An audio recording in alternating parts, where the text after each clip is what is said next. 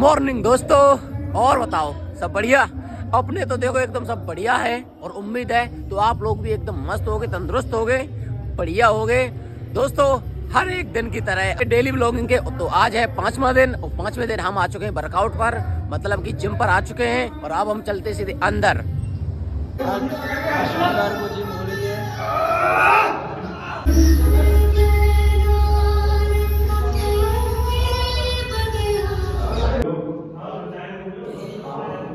जब वेट लगा ना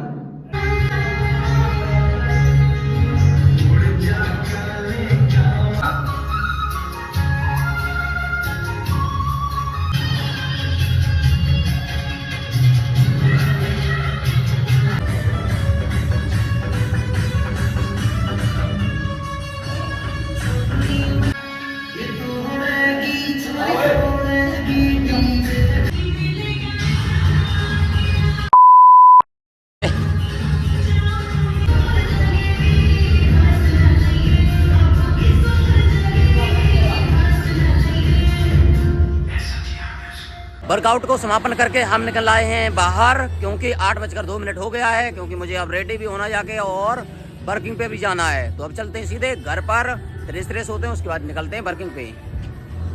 परचूनी की दुकान पे केला मिल रहा है।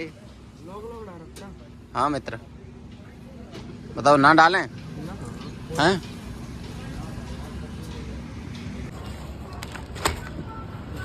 आप बॉडी बनेगी भाई। गलत नहीं लगाई। हाँ बोने के टाइम में गलत नहीं लगाई हो। ये ले ले हमने काजू बादाम और छुआरे, मतलब कि क्या बोलते हैं छुआरे को, क्या बोलते हैं खजूर, और ये ले लिए क्या बोलते हैं मखाने। हमने 4 आइटम ले लिए। आप बनेगी बॉडी, आप बनेगी बॉडी। मिका लेके आ रही मठाका बनाओ, मठा के आलू हैं? अब मठा के आलू बने, देखो हम रह गई हैं।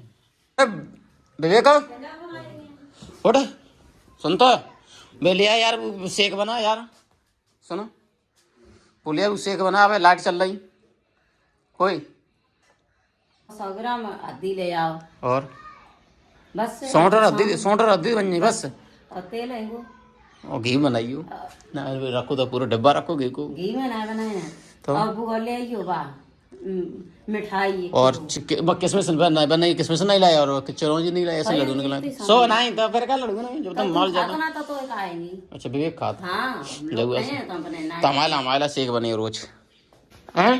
ये वाला ने पी लो, विवेक ने पी लो। अरे भैया पीटे बनाए भूल जा, कहाँ रखो मेरो, नहीं पीटे जी रखो शेक, चाय की जगह पर शेक। अरे तो चाय अपनी जगह है, जो अपनी जगह है। चाय है मतलब पूरे जीवन को फिट रख मिल रहा है, और जो है एक दिन को फिट रख मिल रहा है शेक। तो जीवन को पहले फिट रखो जाए तो चाय पी जाइए, अगर एक दिन को फिट रखो जाए तो चाय पियो जाइए।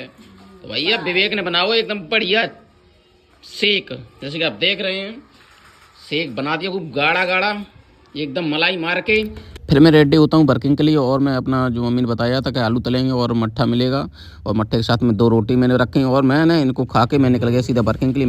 मैं पहुंचा सीधा एकदिल, क्योंकि मुझे जाना था एकदिल व केवल लखना, तो मुझे यहाँ पर वर्किंग करनी थी। तो मैं सबसे पहले पहुँचता हूँ डॉक्टर गुलजार हुसैन के यहाँ। वहाँ मैंने इनको पूरी डिटेलिंग की, कॉल की, और मैंने इनको रिमाइंडर छोड़ा। मैं डॉक्टर गुलजार हुसैन से मिलने के बाद मैं पहुँचता हूँ डॉक्टर बी सिन्हा के यहाँ, जूही मेडिकल।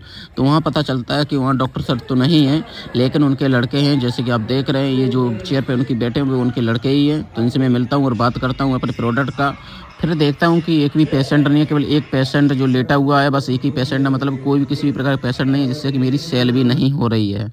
फिर यहाँ के से निकल कर मैं पहुँचता हूँ डॉक्टर एएस अंसारी के यहाँ, और जिनको हम बोलते हैं मामू, पूरा एकदिल बोलता है मामू। फिर मैंने यहाँ पे कॉल करते हैं और अपने प्रोडक्ट की पूरी जानकारी लेते हैं। तो पता चलता है कि अभी उनको नीड नहीं है, किसी भी प्रकार की रिक्वायर नहीं है। फिर मैं यहाँ के बाद मैं निकल जाता हूँ सीधा लखनऊ के लिए। लखनऊ में पहुँचते ही मैं सबसे पहले पहुँचता हूँ डॉक्टर संजय दीक्षित के यहाँ, जो कि इतने व्यस्त आदमी, इनसे ज़्यादा कोई व्यस्त आदमी नहीं होगा, क्योंकि ये एक काम के साथ साथ पता नहीं कितने काम करते हैं। कहीं फ़ोन करें, कहीं किसी से बात करें, उसी के साथ में पेशेंट को भी देखेंगे, पता नहीं एक साथ में कितने काम करते हैं। पेशेंट भी इनसे परेशान हो जाता है। जैसे कि मैं यहाँ पर 1.5 घंटे तक इंतजार करता रहा, जैसे कि मैं बैठा रहा 1.5 घंटे इंतजार करने के बाद मैं इनसे कॉल करता हूँ, मैं फिर सीधा पहुँच जाता हूँ लखनऊ। फिर देखता हूँ डॉक्टर साहब और मेडिकल वाले भैया और 2-3 लोग साथ में एक साथ बैठे हुए थे, मतलब कि किसी भी प्रकार का पेशेंट नहीं आ रहा था। तो यहाँ से मैं इनको सीधा सर को रिमाइंडर काट देता हूँ और मैं निकल आता हूँ डॉक्टर LS कुशवाहा के यहाँ निकल आता हूँ, अंजलि मेडिकल पर। तो मैं वहाँ पर कॉल करता हूँ डॉक्टर सर की, और फिर कॉल करने के बाद मैं यहाँ से ऑर्डर लेता हूँ। फिर मैं इनके बाद निकलता हूँ डॉक्टर DC राठौर पर, यस मेडिकल स्टोर पर। फिर मैं यहाँ पर कॉल करता हूँ और डॉक्टर साहब से पूरा रिमाइंडर करता हूँ, जो कि यहाँ पे 2-3 पेशेंट थे, ये समय लगा रहे थे। फिर मैंने इनको रिमाइंड किया। तो फिर मैं पहुंचता हूँ सिसोदिया मेडिकल एजेंसी पे। मैं जाने के बाद मैं भैया जी से कॉल करता हूँ, भैया जी हमें 2-3 प्रोडक्ट का ऑर्डर भी देते हैं। और फिर मैं इनसे कॉल करने के बाद मैं निकल आता हूँ डॉक्टर S कपूर के यहाँ। फिर मैं सबसे पहले जाता हूँ संजय मेडिकल स्टोर पे और भैया जी से पूछता हूँ कि सर का पर्चा कैसा आ रहा है और किस प्रकार से लिख रहे हैं।